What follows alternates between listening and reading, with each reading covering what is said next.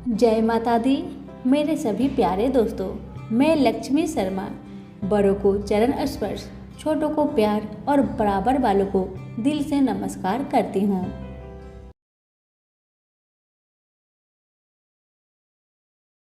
आज एकादशी व्रत में आप सभी सुनेंगे 11 माता और माँ तुलसी की पावन कथा। अगर आप एकादशी का व्रत करते हैं तो इन कथा को अवश्य सुने। इन कथाओं को सुनने मात्र से आपकी सभी मनोरथ श्री हरि लक्ष्मी नारायण जरूर पूरी करेंगे। कथा।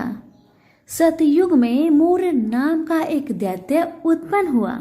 वह बड़ा बलवान और भयानक था। उस प्रचंड दैत्य ने इंद्र, आदित्य, वासु, वायु, अग्नि आदि सभी देवताओं को पराजित करके भगा दिया।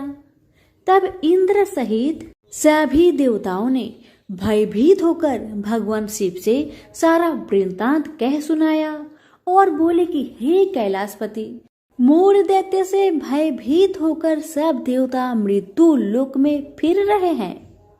तब भगवान शिव ने कहा, हे देवताओं, तीनों लोकों के स्वामी, भक्तों के दुख का नाश करने वाले भगवान विष्णु के शरण में जाओ। वे ही तुम्हारे दुखों को दूर कर सकते हैं। शिव जी के ऐसे वचन सुनकर सभी देवता क्षीर सागर में पहुंचे। वहां भगवान को शयन करते देख हाथ जोड़कर उनकी स्तुति करने लगे कि हे देवताओं द्वारा स्तुति करने योग्य प्रभु, आपको बारंबार नमस्कार है। हे देवताओं की रक्षा करने वाले मधुसूदन, आपको नमस्कार है। आप हमारी रक्षा करें। दैत्यों से भयभीत होकर हम आपकी शरण में आए हैं। आप इस संसार के कर्ता, माता पिता, उत्पत्ति और पालन करता और संहार करने वाले हैं। सबको शांति प्रदान करने वाले हैं। आकाश और पाताल भी आप ही है। सबके पितामह ब्रह्मा, सूर्य, चंद्र, अग्नि, सामग्री, होम, आहुति, मंत्र, तंत्र, जप, यजमान, यज्ञ, कर्म कर्ता और भोक्ता आप ही हैं। आप सर्वव्यापक है। आपके सिवा तीनों लोकों में चर तथा अचर कुछ भी नहीं है। हे भगवान, दैत्यों ने हमको जीतकर स्वर्ग से भ्रष्ट कर दिया है और हम सब देवता इधर उधर भागे फिर रहे हैं। आप उन दैत्यों से हम सबकी रक्षा करें। इंद्र के ऐसे वचन सुनकर भगवान विष्णु कहने लगे कि हे इंद्र, ऐसा मायावी दैत्य कौन है जिसने सब देवताओं को जीत लिया है? उसका नाम क्या है? उसमें कितना बल है और किसके आश्रय में है तथा उसका स्थान कहाँ पर है? यह सब मुझसे कहो। भगवान के ऐसे वचन सुनकर इंद्र बोले, भगवान, प्राचीन समय में एक नारी जंघ नामक राक्षस था। उसके महापराक्रमी और लोक विख्यात मूढ़ नाम का एक पुत्र था। उसकी चंद्रावती नाम की नगरी है। उसी ने सब देवताओं को स्वर्ग से निकालकर वहां अपना अधिकार जमा लिया है। उसने इंद्र, अग्नि, वरुण, यम, वायु, यश, चंद्रमा, नैऋत्य आदि सबके स्थान पर अधिकार कर लिया है।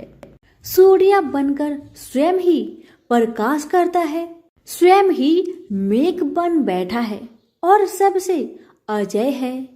हे असुर निकंदन, उस दुष्ट को मारकर देवताओं को अजय बनाइए। यह वचन सुनकर भगवान ने कहा, हे देवताओं, मैं शीघ्र ही उसका संहार करूंगा। तुम चंद्रावती नगरी जाओ। इस प्रकार कहकर भगवान सहित सभी देवताओं ने चंद्रावती नगरी की ओर प्रस्थान किया। उस समय जब दैत्य मूर सेना सहित युद्ध भूमि में गरज रहा था, उसकी भयानक गर्जना सुनकर सभी देवता भय के मारे चारों दिशाओं में भागने लगे। जब स्वयं भगवान रणभूमि में आए तो दैत्य उन पर भी अस्त्र शस्त्र आयुध लेकर दौड़े। भगवान ने उन्हें सर्प के समान अपने बाणों से बीध डाला।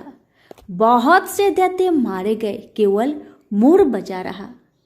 वह अविचल भाव से भगवान के साथ युद्ध करता रहा। भगवान जो भी तीक्ष्ण बाण चलाते वह उसके लिए पुष्प सिद्ध होता।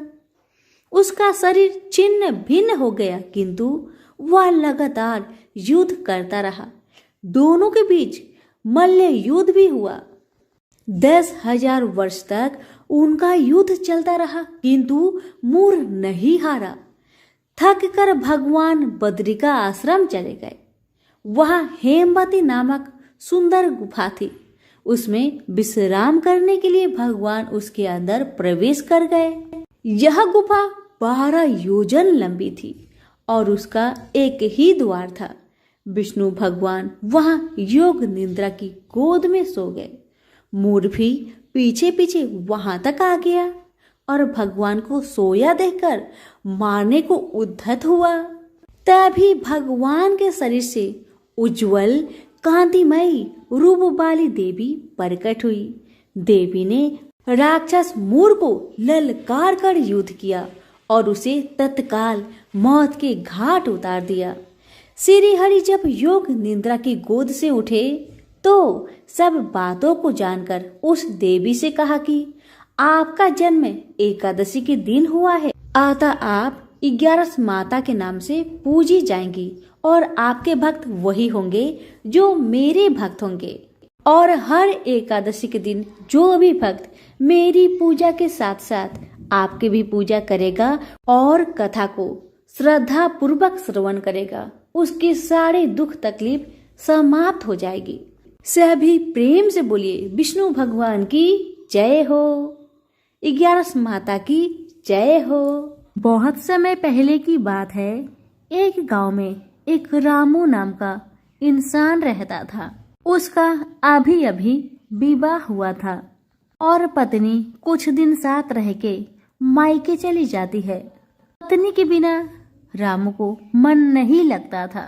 इसी कारण वह अपनी पत्नी को लाने के बारे में सोचता है और नए नए कपड़े पहनकर अपने ससुराल की तरफ चल पड़ता है। कुछ दूर जाने पर रामू को एक नदी में एक गाय दिखाई पड़ती है। गाय पानी पीने के लिए नदी में उतरती है, लेकिन पानी के अंदर दलदल होने के कारण गाय उसी में फंस जाती है और बाहर निकलने का बहुत प्रयास करती है, मगर निकल नहीं पाती। तभी उसकी नजर रामू पर पड़ती है। गाय रामू से कहती है, बेटा मुझे बचा लो, मैं पानी के अंदर दलदल में दब रही हूँ, मुझे बचा लो। गाय की बात सुन रामू कहने लगा, नहीं नहीं, मैं अपने ससुराल जा रहा हूँ और पहली बार जा रहा हूँ। मेरी नई नई कपड़े दलदल में पड़ेगी तो गंदी हो जाएगी। अगर मैं गंदे कपड़े में अपने ससुराल जाऊंगा तो मेरा क्या इज्जत रह जाएगी। ससुराल वाले क्या कहेंगे कि कैसा मेरा दामाद है। नहीं नहीं, मुझे माफ करो, मैं तुम्हें अभी नहीं बचा सकता। रामू की बात सुन गाय बोली, आज 11 का दिन है, अगर तुम मुझे बचाओगे तुम्हें बहुत पुण्य मिलेगा, जीवन में बहुत तरक्की करोगे, मुझे बचा लो। रामू फिर बोला, नहीं, मैं अपने ससुराल से अपनी पत्नी को लेकर आऊंगा, तब मैं तुम्हें निकाल दूंगा। गाय रामू की बात पर बहुत क्रोधित हो गई और उसने श्राप दिया, जा तू 4 पहर के बाद गधा बन जाएगा। गाय के श्राप सुनते ही रामू गाय से हाथ जोड़कर माफी मांगने लगा, हे गाय माता मुझे माफ करे। इतना रामू कह ही रहा था कि तब तक गाय माता पानी में डूब गई और उनकी मृत्यु हो गई। अब रामू बेचारा बहुत परेशान हो गया। जल्दी जल्दी अपने ससुराल गया और अपनी पत्नी को लेने की बात अपनी सास ससुर से कहने लगा। सास ससुर बोले, बेटा पहली बार आए हो तो 4 दिन तक रुक कर जाओ। लेकिन रामू अपने सास ससुर और घर वालों की बात नहीं माना। उसने अपनी पत्नी को एक कमरे में ले जाकर गाय की श्राप वाली बात अपनी पत्नी को कह सुनाई। अब पत्नी भी रामू के साथ उसी समय अपने घर से विदा लेकर चल पड़ी। जैसे ही दोनों पति पत्नी अपने गांव को आए, जल्दी से अपने घर में जाकर दरवाजा को बंद कर दिया और ठीक वैसे ही पति गधा बन गया। अब तो पत्नी घर के सारे दरवाजे खिड़की हमेशा बंद रखती थी। घर में जितने भी अनाज थे, सारे अनाज कुछ दिन में ही समाप्त हो गए। अब पत्नी बेचारी बहुत परेशान हो गई और अपने गधा पति से कहने लगी, सुनिए जी, घर में तो थोड़ा भी अनाज नहीं है। अब हमें बाहर मेहनत मजदूरी करके कुछ तो कमाना पड़ेगा अपनी पेट पालने के लिए। गधा रूपी पति कहने लगा, हाँ तुम ठीक कह रही हो, चलो मैं भी तुम्हारे साथ जाऊंगा। अब पति पत्नी दोनों अपने घर के बाहर निकल गए काम की तलाश में। कुछ दूर आगे बढ़ने पर उन्होंने देखा कि राजा पास ही में एक कुआं खुदवा रहे थे। रामू की पत्नी ने राजा के पास जाकर कहा, महाराज जी कृपा करके मुझे कुछ काम दे दीजिए। तब राजा ने कहा, ठीक है। राजा ने उसे मिट्टी ढोने का काम दे दिया। रामू की पत्नी मिट्टी का डाला उठाकर अपने सर पर लेकर जाने लगी। बहुत से लोग देखे, सभी लोगों ने कहा, अरे तुम इस गधे के ऊपर मिट्टी क्यों नहीं रखकर ले जाती? तो पत्नी कुछ नहीं कहती। एक दिन राजा की नजर रामू की पत्नी पर पड़ी। तब राजा ने कहा, बहन तुम मिट्टी का डाला इस गधे के ऊपर रखकर क्यों नहीं ले जाती? अपने सर पर क्यों रखकर ले जा रही हो? राजा की बात सुनकर पत्नी रोने लगी और कहने लगी, महाराज ये मेरे पति है, ये कोई गधा नहीं। इन्हें गाय माता ने श्राप दे दिया है, उसी के वजह से यह गधा बन गए हैं। सुनो बहन, तुम उदास मत हो, मैं तुम्हारी इस गधा पति को ठीक करने का बहुत प्रयास करूंगा। तुम अपने इस गधे को लेकर कल महल में चली आना। इतना कहने के बाद राजा अपने महल में गए और पंडितों को बुलावा भेजा। जब पंडित लोग महल में आए तो राजा ने गाय की श्राप वाली सारी कहानी पंडितों को बताया और बोले, इसका कोई उपाय निकाला जाए। महाराज की बात सुन पंडित जी बोले, महाराज इसको गाय माता का श्राप लगा है, इसीलिए बस एक ही उपाय बचा है। अगर कोई व्यक्ति अपने जीवन में 111 का व्रत किया हो, अगर वो इंसान अपनी इच्छा से सारी 11 का फल इस गधे को दे दे, तब ये गधा फिर से इंसान बन सकता है। अब राजा ने चारों तरफ ढिंढोरा पिटवा दिया कि अगर कोई भी व्यक्ति 111 का व्रत किया हो, अगर उसका फल एक गधे को दे देगा तो उसे ढेर सारा धन दौलत और साथ में इनाम दिया जाएगा। लेकिन दुख की बात यह था कि उस गांव में किसी ने भी 11 का व्रत 111 बार नहीं किया था। किसी ने 11 किया था तो किसी ने 21 किया था, मगर गधे को चाहिए था 111 का फल। एक दिन की बात है, राजा के महल में एक बूढ़ी माई आती है और राजा से कहती है, महाराज मैंने 111 का व्रत किया है। राजा यह सुनकर बहुत खुश हुए और कहने लगे, हे बुढ़िया माई, तुम अपनी 11 का सारे फल इस गधे को दे दो ताकि इसे इंसान का रूप मिल सके। तुम अगर इसे अपने सारे 11 का फल दे दोगी तो मैं तुम्हें मुंह मांगा धन दौलत दूंगा। राजा की बात सुन बूढ़ी माँ कहने लगी, हे राजन, मैं तो बूढ़ी हो गई हूँ, मेरा जीवन का तो कोई भी ठीक नहीं, आज हूँ तो कल नहीं, और मैं धन दौलत का क्या करूँगी। मैं इस गधे को 111 का फल दे दूंगी, मगर हे राजन, मैं 11 का फल अपने पास रखना चाहती हूँ। क्योंकि इस एक 11 का फल मुझे मोक्ष दिला देगा।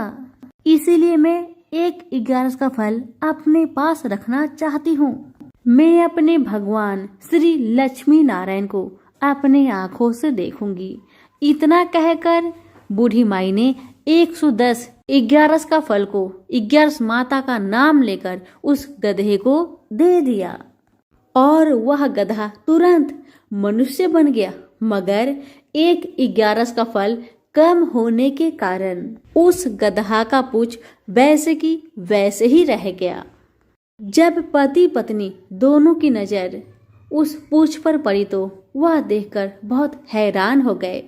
तब बूढ़ी माई ने सारी बात बताई, क्योंकि मैंने 110 11 का फल दिया है, बस इसी के कारण इसका पूंछ रह गया है, पूरा शरीर इंसान का बन गया है।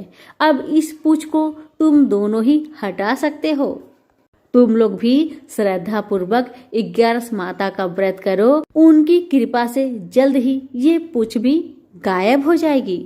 इतना कहकर बूढ़ी माई अपने घर को लौट आई और दोनों पति पत्नी श्रद्धा पूर्वक 11 माता के व्रत करने लगे, जिसके प्रभाव से रामू का वह गधा का पूंछ भी गायब हो गया।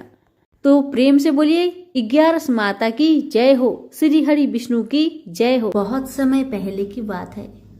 एक गांव में एक ननद भाभी रहा करती थी। ननद अभी कंवारी थी।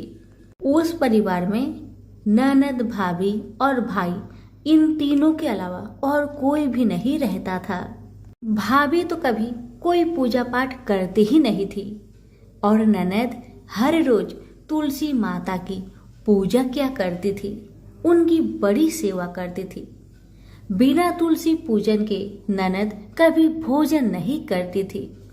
ननद का पूजा पाठ देख के भाभी को बहुत क्रोध आता था। कभी कभी भाभी तो अपनी ननद से ऐसे भी कह देती थी कि जब तुम्हारा विवाह होगा ना, तो मैं तुम्हें और बराती को तुलसी ही खाने दूंगी और दहेज में ये ही दूंगी। इसी तरह समय निकलने लगा, दिन बीतने लगी। अब तो ननद भी बड़ी हो गई थी। भाई ने अपने बहन के लिए एक अच्छा घर और बर ढूंढा। अब तो बहन की शादी पक्की हो गई। बहन की शादी वाले दिन भाभी ने क्या किया, बारातियों के सामने तुलसी का गमला फोड़ कर रख दिया। लेकिन ननद की सच्ची भक्ति और श्रद्धा से तुलसी माता बहुत प्रसन्न थी। इसी कारण से तुलसी माता की कृपा से तुलसी का गमला स्वादिष्ट व्यंजन में बदल गया। ये चमत्कार देखकर भाभी बहुत आश्चर्यचकित हो गई, लेकिन फिर भी उसका आदत नहीं गया। उसने फिर क्या किया, अपने ननद को गहने के बदले में तुलसी की मंजरी पहना दी। लेकिन तुलसी माता की कृपा से वह मंजरी भी सोने के आभूषण में बदल गए। ये देखकर भी भाभी बहुत हैरान हुई, मगर फिर भी अपनी करतूत करनी न बंद किया। उसने फिर वस्त्रों के स्थान पर तुलसी का जनेऊ रख दिया। लेकिन तुलसी माता की कृपा से वह तुलसी का जनेऊ रेशमी और सुंदर वस्त्र में बदल गया। ननद की भाभी बहुत पापिन थी, इसलिए तुलसी माता की महिमा को न जान सकी। भाई ने अपने बहन को बड़े प्यार और आदर के साथ विदा किया। बहन ससुराल में गई। ससुराल वाले उसके दहेज आदि के बारे में बहुत बड़ाई करने लगे।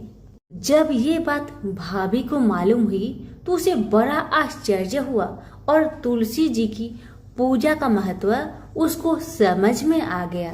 भाभी की एक लड़की थी। अब भाभी सोचने लगी, क्यों ना मैं भी अपनी बेटी को तुलसी माता की पूजा करने को कहूँ। अब तो भाभी अपनी लड़की से कहने लगी कि तू भी तुलसी माता की सेवा कर, तुझे भी बुआ की तरह फल मिलेगा। पर लड़की अपनी माँ के जैसी ही थी, उसे तुलसी की सेवा में मन नहीं लगता था। भाभी की लड़की हर रोज सुबह स्नान करके ऊपर के मन से अपनी माँ की बात रखने के लिए तुलसी माता की पूजा कर लिया करती थी, मगर मन उसका पूजा में कभी नहीं लगा। इसी तरह समय बीतते गया। इस बार भाभी ने खुद अच्छा घर और वर देखकर अपनी बेटी का विवाह तय किया। और जब विवाह का समय आया तो भाभी ने सोचा, जैसा व्यवहार मैंने अपनी ननद के साथ किया वैसा ही व्यवहार मैं अपनी बेटी के साथ करूंगी, क्योंकि मैंने जो ननद के साथ व्यवहार किया उसी व्यवहार के कारण ननद को इतनी इज्जत मिली थी। क्यों ना मैं भी अपनी लड़की के साथ वैसा ही व्यवहार करूं। अब जैसे ही बाराती वाले आए, भाभी ने तुलसी जी का गमला को फोड़कर बाराती के सामने रख दिया, परंतु इस बार मिट्टी मिट्टी ही रही। मंजरी व पत्ते भी अपने पूर्व रूप में ही रहे तथा जनेऊ भी जनेऊ ही रहा। सभी बाराती भाभी की बुराई करने लगे। ससुराल में भी लड़की की और उसकी माँ की बहुत बुराई हो रही थी। भाभी को अपनी ननद से बहुत जलन होता था। इस कारण भाभी अपनी ननद को बहुत कम ही घर पर बुलाया करती थी। पर भाई अपने बहन को बहुत मानता था। भाई ने एक दिन सोचा, बहन की शादी किए हुए बहुत साल हो गए, क्यों ना मैं अपने बहन से मिलकर आऊं, उसके ससुराल जाऊं। अब भाई ने अपनी इच्छा अपनी पत्नी को बताया। पत्नी से कहा, कुछ सौगात ले जाने के लिए कुछ दो। बहन का घर जाऊंगा, खाली हाथ कैसे जाऊं, कुछ हो तो मुझे दो। भाभी ने क्या किया, गुस्से से जुआर एक थैले में भरकर कहा, लो इसी को लो और अपनी बहन के घर ले जाओ। मेरे पास और कुछ नहीं है, यही है, इसी को ले जाओ। बेचारा पति दुखी मन से चल दिया वही जुआर भरे थैले को लेकर, और मन ही मन में सोचते जा रहा था, भला कोई भाई अपने बहन के ससुराल में जुआर ले जाता है। यही सोचते सोचते भाई बहन के ससुराल की तरफ जा रहा था। उसने सोचा, ये जुआर बहन के ससुराल ले जाऊंगा तो लोग क्या कहेंगे, क्यों ना मैं इसे गाय को खिला दूं। भाई जब बहन के नगर के समीप पहुंचा और उसने एक गौशाला में गाय के सामने जुआर का थैला उलट दिया। जुआर को उलटता देखकर तब गौपालक ने कहा, ए भाई तुम ये क्या कर रहे हो, सोना मोती गाय के आगे क्यों डाल रहे हो। भाई ने जब नीचे देखा तो सचमुच हीरे मोती सोना चांदी जगमगा रहे थे। भाई ने तुलसी माता के चमत्कार को जान लिया और जोर जोर से तुलसी माता की जयकारा लगाने लगा और सारी कहानी उस गौपालक को बताया। सोना चांदी हीरा मोती थैले में भरकर बहुत प्रसन्न मन से अपने बहन के घर गया। बहन भाई को देखकर बहुत प्रसन्न हुई और अपनी भाई की बहुत आवभगत की। भाई ने अपनी बहन के सास ससुर से आज्ञा लेकर अपनी बहन को घर लेकर आया और रास्ते में सारी कहानी बताते आ रहा था कि कैसे भाभी ने ज्वार भरकर थैले में दिए थे और तुलसी माता की कृपा से कैसे ये ज्वार हीरे मोती सोने चांदी में बदल गए। भाई को तुलसी माता का महिमा पता चल गया था। अब भाई और बहन घर आकर अपनी भाभी को सारी कहानी बताते हैं और तुलसी माता की महत्व को समझाते हैं और पूजन करने का फल उसे भी बताते हैं। अब तो भाई और भाभी और उसकी बेटी तीनों जन मिलकर हर दिन तुलसी माता का पूजन किया करते थे और तुलसी माता भी उनके पूजन से प्रसन्न होकर उनके घर में अन्न धन के भंडार भर दिए और भाभी की बेटी को भी अच्छा घर और वर मिला। तो सभी मिलकर बोलिए, तुलसी मैया की जय हो। एक नगर में एक गरीब ब्राह्मण अपनी पत्नी के साथ रहता था। वह भिक्षा मांग मांग कर अपना जीवन गुजारता और भगवान की पूजा में लगा रहता था। वह उतने ही भिक्षा मांगता जिससे उसके और उसके परिवार का पेट भर सके। उस नगर का राजा बहुत धनवान था और ब्राह्मणों का आदर करने वाला था। राजा किसी भी ब्राह्मण को अपने महल से खाली हाथ नहीं जाने देते थे। दूर दूर से ब्राह्मण राजा के पास आते और मुंह मांगा दान लेकर आशीर्वाद देते हुए वापस चले जाते थे। एक दिन ब्राह्मण की पत्नी ने ब्राह्मण से कहा कि दूर दूर के ब्राह्मण राजा से मनचाहा दान लेकर चले आते हैं और तुम भी यहाँ रहकर राजा के पास नहीं जाते। जन्म भर में कंगाली का झक झेलूं, आज तुम जाओ और राजा से कुछ मांग कर लाओ। ब्राह्मण ने पत्नी को समझाते हुए कहा, तू तो बावड़ी है, हमें धन की क्या जरूरत, हमें इतना तो मिल ही जाता है जिससे हम अपना पेट भर सके, और राजा का धन तो अच्छा नहीं होता, वो हमें नहीं लेना चाहिए। ब्राह्मण की पत्नी जिद पर अड़ गई और बोली, मैं तुम्हारी एक भी बात सुनने वाली नहीं। कब तक हम कंगाली में जीते रहेंगे? तुम तो रोज माला लेकर बैठ जाते हो। अपने बच्चे को क्या खिलाएंगे और क्या पहनाएंगे? जब बच्चे दूसरे बच्चों को पहनते, ओढ़ते और खाते पीते देखेंगे तो उनका भी मन ललचाएगा। अब तुम राजा के पास जाओ, राजा बहुत भला व्यक्ति है, वो हमें मुंह मांगा दान जरूर देंगे। मजबूर होकर ब्राह्मण राजा के महल की ओर चल पड़ा, पर राजा उस समय महल में नहीं था। ब्राह्मण को वापस लौटना पड़ा। दूसरे दिन ब्राह्मण की पत्नी ने ब्राह्मण को फिर से महल में भेजा, परंतु राजा फिर से महल में नहीं मिला। तीसरे दिन राजा महल में गया और उसने ब्राह्मण का स्वागत किया और उसे आसन पर बैठाया और साथ में ब्राह्मण देवता से 2 दिन न मिल पाने के लिए क्षमा भी मांगी। राजा ने कहा, मैं आपकी क्या सेवा कर सकता हूँ? ब्राह्मण ने कहा, जो मैं मांगू वो आप दे सकेंगे? राजा ने कहा, हाँ हाँ कहिए, मैं आपकी क्या सेवा कर सकता हूँ? ब्राह्मण ने निवेदन किया, महाराज मैं कुछ और नहीं चाहता, बस आप मुझे अपने पसीने की कमाई से 4 पैसे दान में दे दीजिए। ब्राह्मण की बात सुन राजा बहुत हैरान हो गए और मन ही मन सोचने लगे कि मेरे महल में कितने सारे धन पड़े हैं, पर मेरी मेहनत की एक कौड़ी भी नहीं है।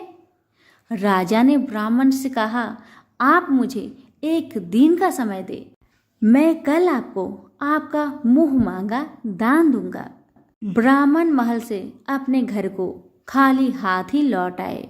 ब्राह्मण को खाली हाथ आता देख पत्नी बोली, क्या हुआ, राजा ने कुछ दिया नहीं? ब्राह्मण बोला, राजा ने कल देने के लिए कहा है। ब्राह्मण की पत्नी सोचने लगी, शायद इन्होंने बहुत सारा धन मांगा होगा और राजा को इसकी व्यवस्था करने में समय लग रहा होगा, इसलिए कल बुलाया है। दूसरी ओर राजा ने अपने राजसी कपड़े बदलकर फटे पुराने कपड़े पहने और मजदूर जैसा भेष बना लिया। जब राजा की पत्नी ने देखा और कारण पूछा तो राजा ने सब कुछ बताया। रानी बोली, मैं भी आपके साथ चलूंगी। राजा के हाँ कहने पर रानी भी पुरानी साड़ी पहनकर आ गई। इस प्रकार राजा रानी मजदूरी की तलाश में शहर निकले। लुहारों के मोहल्ले में जाकर राजा ने आवाज लगाई, किसी को मजदूर चाहिए? आखिरकार एक लुहार ने उन्हें बुला लिया, जो पहिए पर हाल चढ़ाने की तैयारी कर रहा था।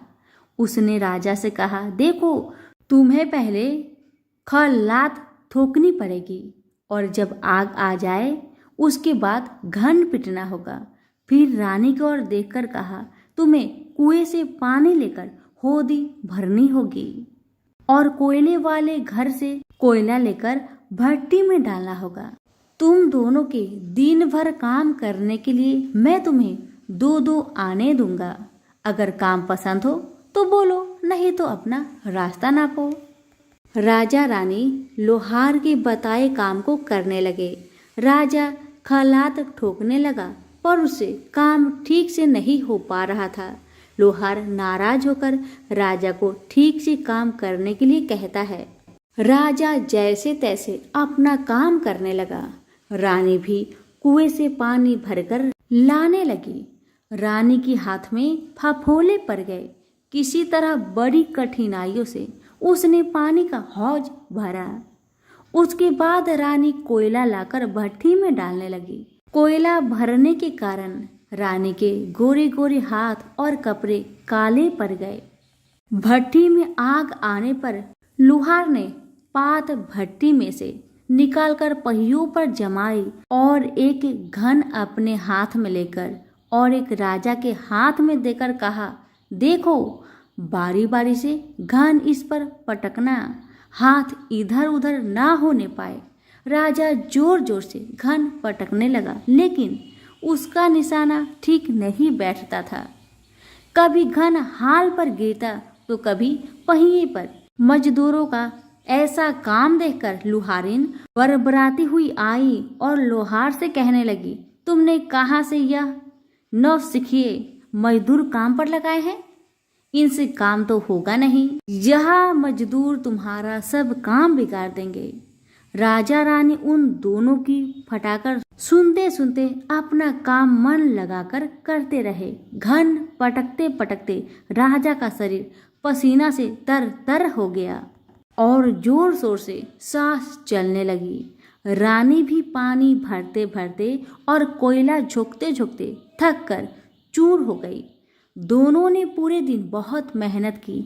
लुहार ने राजा रानी को 2-2 पैसे दिए, जिसे वो बड़ी खुशी खुशी लेकर महल आ गए। आज उन्हें पता चला कि मेहनत की कमाई कैसी होती है। राजा ने 4 पैसे अलग रख दिए और अगले दिन ब्राह्मण को बुलाकर उसे दे दिए। ब्राह्मण राजा को आशीर्वाद देकर घर लौटा और ब्राह्मणी से कहा, लो, मैं राजा के यहाँ से दक्षिणा ले आया हूँ। ब्राह्मणी खुश होकर दौड़ती हुई आई, पर जब उसने 4 पैसे देखे तो वह ठिठक कर रह गई और उन्हें दूर फेंक दिया। वो जल भूनकर ब्राह्मण से बोली, तुम जैसे दरिद्र राजा के यहाँ भी जाकर कुछ नहीं मांगा, शर्म भी नहीं आती। इतना कहकर रूठ कर चली गई और बहुत देर तक बरबराती रही।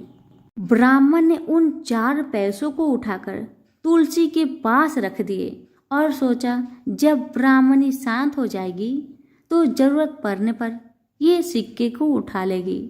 परंतु कई दिनों तक पैसे वहीं रखे रहे और फूल बेलपत्र ऊपर से गिर गिर कर मिट्टी में दब गए। ब्राह्मण और ब्राह्मणी दोनों ही उन सिक्कों के बारे में भूल गए। कुछ दिनों के बाद तुलसी जी के घर में 4 पौधे उगे। चारों पौधे बहुत सुंदर थे। यह देख ब्राह्मणी रोज उसमें पानी डाल देती। 4 महीने बाद वो पौधे बड़े हो गए और उनमें फूल लगने लगे। फूल सूखने पर इनसे मोती झरने लगी। ब्राह्मण और ब्राह्मणी ने कभी मोती नहीं देखे थे। वो समझे कि कोई बीज है।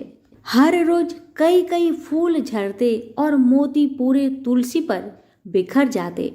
ब्राह्मणी उन मोतियों को समेट कर घर के एक कोने में डाल देती। इस तरह वहां मोतियों का ढेर लग गया था। एक दिन एक सब्जी वाली आई। ब्राह्मणी को सब्जी लेनी थी, पर उसके पास पैसे नहीं थे। उसने सब्जी वाली से कहा, क्या तुम इन चमकदार बीजों के बदले सब्जी दे सकती हो? सब्जी वाली ने देखा तो वो पहचान गई, अरे ये तो मोती है।